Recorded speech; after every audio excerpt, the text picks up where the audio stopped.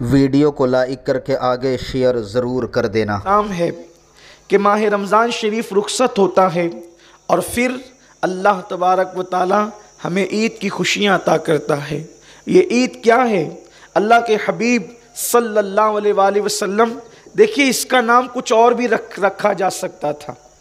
ईद के अलावा इसका नाम कुछ और भी रखा जा सकता था, इसलिए कि खुशियों को अलग अलग नाम दिया जाता है। मुसर्रत है, शादमानी है, कैफ है, सुरूर है।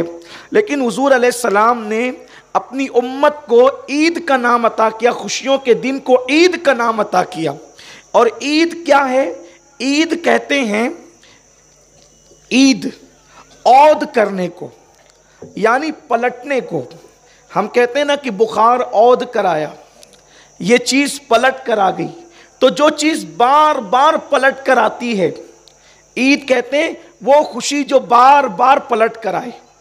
इसका मतलब ये है कि अल्लाह के हबीब ने उम्मत को गारंटी दी है कि गम पलट कर आए ना आए, लेकिन ऐ मेरी उम्मत, तुम तक खुशियां जरूर पलट पलट कर आएगी, तुम तक खुशियां जरूर पलट पलट कर आएगी। इस्लाम में कोई दिन ऐसा नहीं है जिसका नाम ये हो कि गम पलट कर आएगा, लेकिन इस्लाम में ईद है, खुशियां पलट कर आएगी। और फिर उसके बाद सिर्फ अल्लाह अकबर, ईद उल फित्र को ईद नहीं कहा, बकरीद को भी ईद कहा। और फिर मुस्तफ़ा जाने रहमत का कोई उम्मती सोच सकता है कि चलो साल में 2 मरतबा खुशियां पलट पलट कर आएगी, लेकिन आका ने इरशाद फरमाया हर जुमा मोमिनीन के लिए ईद का दिन है। यानी कि सिर्फ साल में 2 खुशियां पलट कर नहीं आएगी, बल्कि हर हफ्ता पलट कर आएगी, हर लम्हा पलट कर आएगी, हर साथ पलट कर आएगी। इसलिए इसको ईद का दिन कहते हैं। ईद के दिन गुस्से में आने का दिन नहीं, ईद के दिन जलाल में आने का दिन नहीं, ईद के दिन गजब में आने का दिन नहीं, यह खुशियों का दिन है। इस दिन खुशियां इसलिए है कि अल्लाह ताला खुद खुशी का इजहार करता है, और जब खुशी का इजहार करता है तो बंदों से कहता है, ए पापियों, आज तुम्हारे पाप नहीं देखूंगा, ईद का दिन दिया है तो उसके सदके सारे गुनाहों को बख्श दूंगा, सारे गुनाहों की मगफिरत कर दूंगा।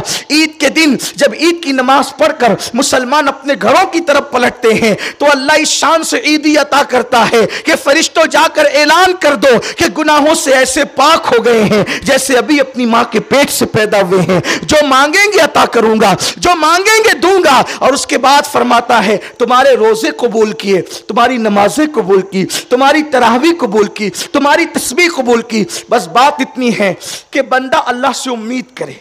मुझे एक बात बहुत पसंद आती है। एक मर्तबा ये हुआ कि एक पैगंबर, देखो अमल कितना ही मुख्तसर हो, कितना ही टूटा फूटा हो, मगर यकीन मजबूत होना चाहिए अल्लाह पर। हाँ, अमल के मामले में हम कमज़ोर कभी हो जाएं तो हो जाएं, लेकिन यकीन के मामले में कभी कमज़ोर नहीं होना। ये खास बात याद रखें, यकीन के मामले में कभी कमज़ोर नहीं होना। अमल में कमज़ोर होने वाला जो है वो बख्श दिया जाता है, लेकिन यकीन में कमज़ोर होने वाला बख्शा नहीं जाता। इसलिए यकीन बहुत मजबूत होना चाहिए। एक मर्तबा ऐसा हुआ कि एक बंदा एक नबी के पास आया, और आने के बाद उसने अब उस दौर के नबी से कहा कि अल्लाह तबारक व ताला से मैंने ये अर्ज़ किया था लेकिन जवाब नहीं आया। का क्या कहा था? का मैंने अर्ज़ ये किया था कि अल्लाह तेरे बंदे परेशान है, इनकी परेशानियां दूर कर दे। तो उस दौर के नबी को अल्लाह ने वही की, इससे कहो कि ये बड़ी बातें करने लगा है मेरे दरबार में, मैंने अपने मकबूल बंदों की फहरिस्त से काट कर इसका नाम मरदूदों की फहरिस्त में लिख दिया है। यानी अपने पसंदीदा बंदों की फहरिस्त से निकालकर नापसंद बंदों की, पसंदीदा बंद, तवज्जो मेरी तरफ करें, खास जुमला है, पसंदीदा बंदों की फहरिस्त से नाम निकालकर नापसंद बंदों की फहरिस्त में इसका नाम लिख दिया है। इतना सुनना था, वो वज्द करने लगा, उस पे वज्द की कैफियत तारी हो गई, वो वज्द करने लगा। उस दौर के नबी ने कहा पागल तो नहीं हो गया तू? उसने कहा हज़रत क्या हुआ? कहा कि अल्लाह ने कहा कि तेरा नाम मरदूद बंदों की फहरिस्त में लिख दिया गया है और तू वज्द करता है। तो उस दौर के नबी को उस बंदे ने कहा आपने देखा नहीं फहरिस्त किसकी है? मुझे क्या पड़ी कि महबूब हो कि मरदूद हो, है तो उसके बंदों की फहरिस्त में। अरे उसकी फहरिस्त में आ जाए तो इससे बड़ी शहादत की क्या बात है। उसके बंदों की फहरिस्त में आ जाए, इससे बढ़कर शहादत की क्या बात है। इसलिए अल्लाह से डरते जरूर रहो, लेकिन टेंशन इसका लेने की जरूरत नहीं है कि हमने रोजे रखे कबूल होंगे कि रद्द होंगे। अरे जब तौफीक दी है तो इंशाल्लाह कबूल भी करेगा, मगर यकीन तो करो। और उसके बाद अल्लाह अकबर, उसने रोजदार बंदों की फहरिस्त में अपना नाम लिख दिया है। इससे बढ़कर के शहादत और क्या हो सकती है। रोजदार बंदों की फहरिस्त, लेकिन डरते भी रहो। अल्लाह रब्बुल इज़्ज़त ने आज ईद की खुशियां अता की है। ये ईद का दिन है, लेकिन इस मुबारक दिन में हम खुशियों का इजहार करें। गरीबों को, मिस्कीनों को, जैसा कि अभी सूफ़ी साहब ने भी फरमाया, खतीब मिल्लत ने भी फरमाया, हमारे बिरादर ने भी फरमाया कि गरीबों यतीमों का ख्याल करो। जिस खुशी में गरीब शरीक ना हो वो खुशी क़यामत के दिन अजाब बन जाएगी। बल्कि अल्लाह के रसूल अलैहिस्सलाम ने तो यहाँ तक फरमाया, सबसे बुरी दावत वलीमे की वो है जिसमें गरीबों को मदऊ नहीं किया जाता।